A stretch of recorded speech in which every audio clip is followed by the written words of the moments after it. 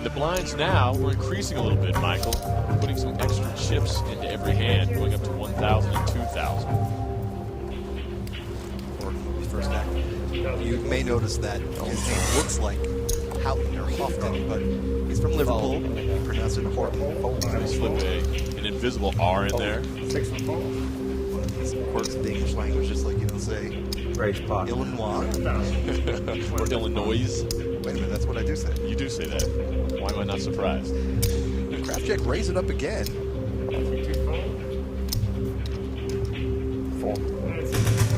A7 suited will take that down. So Steve Krafchick sweetens up his stack. John Kohler out of Phoenix, Arizona is living up to the billing. The first time is a charm. He's our leader of the pack with 73,000 in chips, and this is a guy who's thriving as an account manager now, but for a while, let's just say his professional career was not so great. I kept the screen name Down and Out just to kind of remind me to appreciate things in my life more. I lost my job of 9 years. I couldn't find another job. I was out of work for a while. I started getting into the poker thing, and Down and Out just said it all, everything I was going through at the time. Things are great since. I've got a great new job. It's at a major economic. I've got a wife, a lovely daughter, and a beautiful 6-year-old son. Everything is just going perfect now. And I love John's attitude, focusing and accentuating the positive, but reminding himself that when you're down, it can be rough, but keep that silver lining and the brightness in there at all times. John Kohler told us that he hopes to be a pro poker player. Well, man, you take down a $25,000 pot tonight and a chance of $50,000 a couple weeks from now, I say that qualifies as a professional. It absolutely does. You're getting paid and also taking big strides toward your goal, because you do that online, wipe out a lot of players, and you come in tonight, you can be the champ here. Rush looks real strong down there.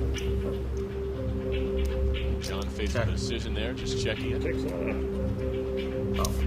Cool. I don't think Kohler can check there. He's No, in a small blind. he is, He's so gonna you have would to have had to put some more chips in. and that's a pretty good way to give away the Good hand, Rob. weakness of your hand. Yeah, he thought maybe I could slip in under the radar. Then I noticed I shorted $3 grand and get to the flop. I got 3 blinds.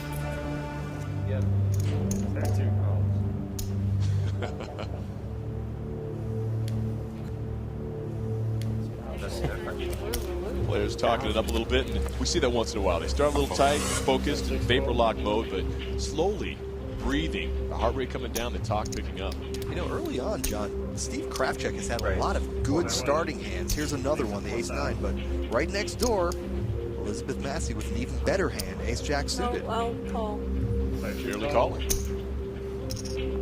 Full. Haven't seen a lot of pre-flop raises. A lot of people calling early. It's all right when I thought I could get him for another 1,000. I fold. Schrader, mediocre kicker. He calls, it's suited. He doesn't know he's trailing badly here. You hear the exasperation too. He knew. He's like, the pressure's on. What do I do? To the flop, a king, a 3, and another 3. Turns out it was a very good call for Mr. Schrader. Yes. Went from exasperation to exhilaration after that flop. 3 of a kind. I'll always take that. Never upset with catching that on the flop. Schrader has checked the original Razor Krafchick, who, as hoped for, You can't has get this 600 call. out of it. If you're playing too much, you're going to have to throw me out. All right, I call. Elizabeth, who started with the strongest hand, decides, you know what, I think I'm going to take a shot here and hope I get my ace. Now, John, remember, it's no limit after the flop. Schrader doesn't have that many chips left, only 26,000. I think on this next card, if it's not a club, you might see him move it all in. And the queen comes up on the turn. Check. Schrader's still the dominant one here. Checking the monster. That's not what Schrader wanted. He wanted somebody to bet there. So a Now they're 3 gonna card. for free. The 8. And Schrader at this point hanging tight, but with all those spades out there, 10,000. may wonder. That's a very strange bet, John, because that 10,000 really is only going to get called if he's beaten. Schrader, however, takes down a big pot, and he's back in this game. Well, they call him Bruno out of Woodbridge, Virginia. The locksmith here representing a father of 1. He's been playing poker for about 3 years, and his biggest inspiration, well, it's right at home. It's his son. My son's Jacob. He's 10 years old. We pretty much do everything together, including playing poker. He would sit there and watch me play online, and suddenly his interest grew. He was like, oh, I want to do this. I want to do this. So we'd sit down, and I'd start trying to teach him how to play, what hands meant what. And he's beaten me twice, which is kind of embarrassing, but he'll be back at home watching. He's anticipating getting something out of it. I'm sure he is. The chip off the old block, 10-year-old Jacob, already learning the game of poker young, building for the future.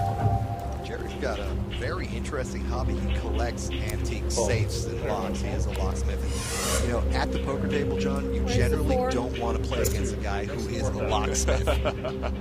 Knows how to crack the safe and hopefully crack some cards from his point of view.